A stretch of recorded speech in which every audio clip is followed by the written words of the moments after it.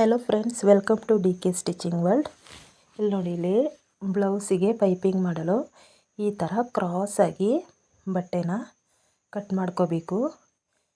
Starting ಕಲಿಯೋರಿಗೆ 1.5 ಇಂಚು ಬಟ್ಟೆ ತಗೋಬೇಕಾಗುತ್ತೆ. ನಾನೀಗ ಇಲ್ಲಿ 1.25 ಇಂಚು ಬಟ್ಟೆ ತಗೊಂಡಿದ್ದೀನಿ. ಇನ್ನು ಕಾಟನ್ ಬಟ್ಟೆಗಳಾದರೆ 1 ಇಂಚಿಗೆ ತಗೋತೀನಿ. ಈಗ 1.25ಗೆ ತಗೊಂಡಿದ್ದೀನಿ ನೋಡಿ. ಬೇಸಿಕ್ ಕಲಿಯೋರಿಗೆ ಸ್ವಲ್ಪ ಬಟ್ಟೆ ಜಾಸ್ತಿ ಇರಬೇಕು, ಇಲ್ಲಾಂದರೆ ನೀಟಾಗಿ ಬರಲ್ಲ, ಕಷ್ಟ ಆಗ್ತದೆ ಫೋಲ್ಡ್ ಮಾಡುವಾಗ. ಇದು ನೋಡಿ, ಈ ಥರ ಕ್ರಾಸಾಗಿ ಇಟ್ಕೊಂಡು ಕಟ್ ಮಾಡಿದ ನಂತರ ಈ ಥರ ಸ್ಟಿಚ್ ಮಾಡ್ಕೋಬೇಕು. ನಮಗೆ ಪೈಪಿಂಗ್ಗೆ ಎಷ್ಟು ಬಟ್ಟೆ ಬೇಕು ಅಷ್ಟು ಪೀಸನ್ನು ಕಟ್ ಮಾಡಿಕೊಂಡು ಈ ಥರ ಮಾಡ್ಕೊಳ್ಳಿ. ಆಮೇಲೆ ಇಲ್ಲಿ ಇದು ಕರೆಕ್ಟಾಗಿದೆಯಾ ನೋಡ್ಕೋಬೇಕು ನಾವು. ಕಾಜಾ ಪಟ್ಟಿ ಆಮೇಲೆ ಉಕ್ಸ್ ಪಟ್ಟಿ ಕರೆಕ್ಟಾಗಿದೆಯಾ ನೋಡಿಕೊಂಡು ಈಗ ಈ ಪೈಪಿಂಗ್ ಮಾಡೋಕ್ಕೆ ಇಟ್ಟಿದ್ದೀವಲ್ಲ, ಪೀಸನ್ನು ಈ ಥರ ಇಟ್ಕೊಳ್ಳಿ. ಈ ಥರ ಇಟ್ಕೊಂಡು ನಿಧಾನಕ್ಕೆ ಸ್ಟಿಚ್ ಮಾಡಿಕೊಂಡು ಈ ಥರ ನಿಧಾನಕ್ಕೆ ಸ್ಟಿಚ್, ಜಾಸ್ತಿ ಎಳೆಯೋಕ್ಕೆ ಹೋಗಬಾರ್ದು. ಎಳೆದ್ರೆ ಪೈಪಿಂಗು ನೀಟಾಗಿ ಬರಲ್ಲ, ಒಂಥರ ಸುಕ್ಕನಂಗೆ ಬರುತ್ತೆ. ನಾವು ಥ್ರೆಡ್ ಪೈಪಿಂಗ್ ಮಾಡಬೇಕು ಅಂತಲೇ ಇಲ್ಲ, ಈ ಥರ ನೀಟಾಗಿ 1 ಇಂಚಿಗೆ ಬಟ್ಟೆನ ಕಟ್ ಮಾಡಿಕೊಂಡು ಈ ಥರ ಪೈಪಿಂಗ್ ಮಾಡಿದರೆ ಥ್ರೆಡ್ ಪೈಪಿಂಗಿಂತಲೂ ತುಂಬಾ ಚೆನ್ನಾಗಿ ಬರುತ್ತೆ. ಈ ಥರ ನೋಡಿ, ಈ ಥರ ಇದು ಬ್ಯಾಕು ಪೀಸ್ ಶೋಲ್ಡರ್ ಇದೆಯಲ್ಲ, ಅದು ಹಿಂದ್ಗಡೆಗೆ ಬರೋಂಗೆ ನೋಡ್ಕೋಬೇಕು. ಆಮೇಲೆ ಇಲ್ಲಿ ಕ್ರಾಸಲ್ಲಿ ಬರುವಾಗಲೂ ಕೂಡ ನಿಧಾನಕ್ಕೆ ಸ್ಟಿಚ್ ಮಾಡ್ಕೊಂಡು ಹೋಗಬೇಕು. ಇಲ್ಲೂ ಕೂಡ ಜಾಸ್ತಿ ಎಳೆಯೋಕ್ಕೆ ಹೋಗಬಾರ್ದು. ಈ ಥರ ಅಲ್ಲಿ ಕ್ರಾಸಲ್ಲಿ ಬರುವಾಗ ಒಂಚೂರು ನಾವು ಬಟ್ಟೆನ ತಿರುಗಿಸ್ಕೊಂಡು ನೋಡಿಲಿ, ಈ ಥರ ತಿರುಗಿಸ್ಕೊಂಡು ಸ್ಟಿಚ್ ಮಾಡ್ಕೊಂಡು ಹೋಗಬೇಕು. ಇಲ್ಲೂ ಕೂಡ ಹಿಂದ್ಗಡೆ ಶೋಲ್ಡರ್ ಇದೆಯಲ್ಲ, ಬ್ಯಾಕ್ ಪಾರ್ಟೊಂದು ಅದು ಹಿಂದ್ಗಡೆಗೆ ಬರೋಂಗಿರಬೇಕು. ಆಮೇಲೆ ನೋಡಿ, ಇಲ್ಲೂ ಕೂಡ ಕ್ರಾಸ್ ಬಂತಲ್ಲ, ಇಲ್ಲೂ ಕೂಡ ಆ ಥರ ನಿಧಾನಕ್ಕೆ ಸ್ಟಿಚ್ ಮಾಡ್ಕೊಂಡು ಹೋಗಬೇಕು. ಆಮೇಲೆ ಬ್ಲೌಸು ಆಮೇಲೆ ಇಲ್ಲಿ ಪೈಪಿಂಗ್ ಬಟ್ಟೆ ಇದೆಯಲ್ಲ, ಎರಡೂ ಒಟ್ಟಿಗೆ ಈ ಥರ ಕಟ್ ಮಾಡ್ಕೊಂಡು ಹೋಗಬೇಕು. ಇಲ್ಲಿ 1 ಇಂಚಿಗೆ ಈ ಥರ ಕಟ್ ಮಾಡಿಕೊಂಡು ಇಲ್ಲಿ ಕ್ರಾಸಲ್ಲಿ ಸ್ವಲ್ಪ ಜಾಸ್ತಿನೇ ಪಕ್ಕ ಕಟ್ ಮಾಡ್ಕೋಬೇಕು. ಆವಾಗ ನೀಟಾಗಿ ನಾವು ಫೋಲ್ಡ್ ಮಾಡುವಾಗ ನೀಟಾಗಿ ಫೋಲ್ಡಿಂಗ್ ಬರುತ್ತೆ. ಈಗ ನಾವು ಎಮ್ಮಿಂಗ್ ಮಾಡುವಾಗಲೂ ಇದೇ ಥರನೇ ಕಟ್ ಮಾಡ್ಕೋಬೇಕು, ಆವಾಗ ನೀಟಾಗಿ ಫೋಲ್ಡಿಂಗ್ ನೀಟಾಗಿ ಬರುತ್ತೆ. ಇಲ್ಲಾಂದರೆ ಒಳಗಡೆ ನಾವು ಕೊಟ್ಟಿರ್ತೀವಿ ನೋಡಿ ಬಟ್ಟೆ, ಅದು ಹೊರಗಡೆ ಎದ್ದು ಕಾಣಿಸ್ತದೆ, ನೀಟ್ ಫಿನಿಶಿಂಗ್ ಇರಲ್ಲ. ಈ ಥರ ಕಟ್ ಮಾಡಿಕೊಂಡು ಆಮೇಲೆ ಇಲ್ಲಿ ನೋಡಿ, ಇಲ್ಲಿ ಕಾಣಿಸ್ತಾ ಇದೆಯಲ್ಲ, ಈ ಥರ ಇಷ್ಟ ಅಗಲಕ್ಕೆ ಸ್ಟಿಚ್ ಮಾಡ್ಕೋಬೇಕು. ನಿಧಾನಕ್ಕೆ ಮಾಡಬೇಕು. ನಾವು ಬೇರೆ ಕಡೆ ಸ್ಟಿಚ್ ಮಾಡೋಂಗೆ ಫಾಸ್ಟಾಗಿ ಆಮೇಲೆ ಎಳ್ಕೊಂಡು ಸ್ಟಿಚ್ ಮಾಡೋಕ್ಕೆ ಹೋಗಬಾರ್ದು.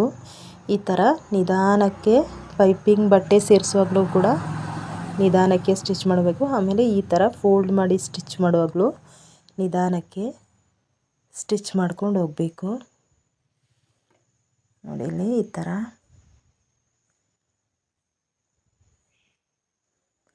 ಒಂದೇ ಸಮಕ್ಕೆ ನಾವು ಪೈಪಿಂಗ್ ಬಟ್ಟೆನ ಕಟ್ ಮಾಡಿರಬೇಕು. ಇಲ್ಲಾಂದರೆ ಈ ಥರ ಒಂದೇ ಲೆವೆಲಾಗಿ ನಮಗೆ ಕಟ್ ಮಾಡೋಕ್ಕೆ ಬರಲ್ಲ. ಇಲ್ಲಿ ಎಕ್ಸ್ಟ್ರಾ ಬಂದಿರೋ ಬಟ್ಟೆನ ತೆಗೆದುಬಿಡೋಣ. ಈ ಥರ, ಇಲ್ಲಾಂದರೆ ಅದು ಹೊರಗಡೆ ಕಾಣಿಸುತ್ತೆ.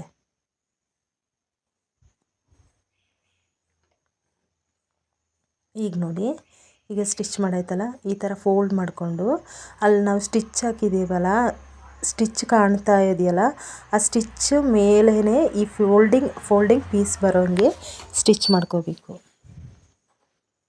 ಈ ಥರ ಮಾಡ್ಕೊಳ್ಳಿ.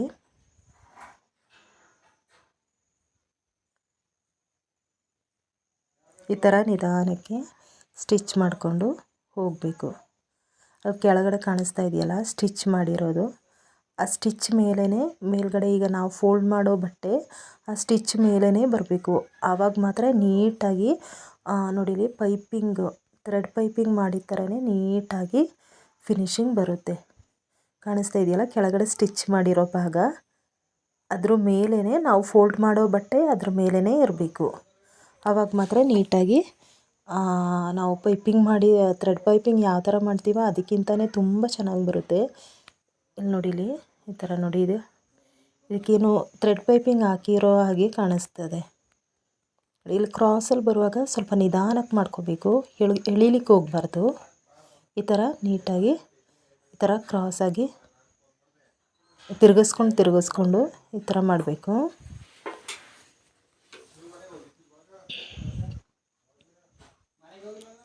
ಈ ಥರ ತಿರುಗಿಸ್ಕೊಳ್ಳಿ, ನಿಧಾನಕ್ಕೆ ತಿರುಗಿಸ್ಕೋಬೇಕು. ಈ ಥರ ಇಲ್ಲಿ ನಾವು ಫಾಸ್ಟಾಗಿ ಸ್ಟಿಚ್ ಮಾಡೋಕ್ಕೆ ಹೋದರೆ ಈ ಥರ ಬರಲ್ಲ. ನೋಡಿ ಇಲ್ಲಿ ನೋಡಿಲಿ, ಹೀಗೆ ಸ್ಟಾರ್ಟಿಂಗ್ ಕಲಿಯುವಾಗ ತುಂಬಾ ಕಷ್ಟ ಆಗುತ್ತೆ. ಅದು ಬೇಸಿಕ್ ಕಲಿಯೋರಿಗೆ ಅಷ್ಟು ಬೇಗ ಬರಲ್ಲ. ನಾನು ಕೂಡ ತುಂಬಾ ಕಷ್ಟಪಟ್ಟಿದ್ದೀನಿ. ಒಂದು 4-5 ವರ್ಷ ತನಕ ನನಗೆ ಕರೆಕ್ಟಾಗಿ ಫಿನಿಶಿಂಗ್ ಬರ್ತಾ ಇರಲಿಲ್ಲ. ಎಷ್ಟೇ ಮಾಡಿದರೂ ಬರಲ್ಲ ಫ್ರೆಂಡ್ಸ್. ಅದು ಅಭ್ಯಾಸ ಮಾಡ್ತಾ ಇದ್ದಂಗೆ ಹೋಗ್ತಾ ಬರುತ್ತೆ. ನೋಡಿ, ಈ ಥರ ಕಟ್ ಮಾಡ್ಕೊಳ್ಳಿ ದಾರನ. ಈಗ ನೋಡಿಲಿ, ಪ್ರತಿಯೊಂದು ಬ್ಲೌಸ್ಗೂ ನಾವು ಲೈನಿಂಗ್ ಬಟ್ಟೆನ ಉಲ್ಟಾ ಹೊಲಿಯೋಕ್ಕಾಗಲ್ಲ. ಕೆಲವ್ರಿಗೆ ಪೈಪಿಂಗೇ ಬೇಕು ಅಂತ ಕೇಳ್ತಾರೆ. ನೋಡಿ, ಈ ಥರ ಮಾಡ್ಕೊಳ್ಳಿ, ತುಂಬ ಚೆನ್ನಾಗಿರುತ್ತೆ.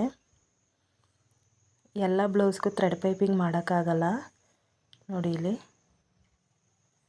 ಈ ಥರ ಮಾಡ್ಕೊಳ್ಳಿ, ಚೆನ್ನಾಗಿ ಕಾಣಿಸುತ್ತದೆ. Okay friends, thank you for watching. Subscribe my channel. Thank you.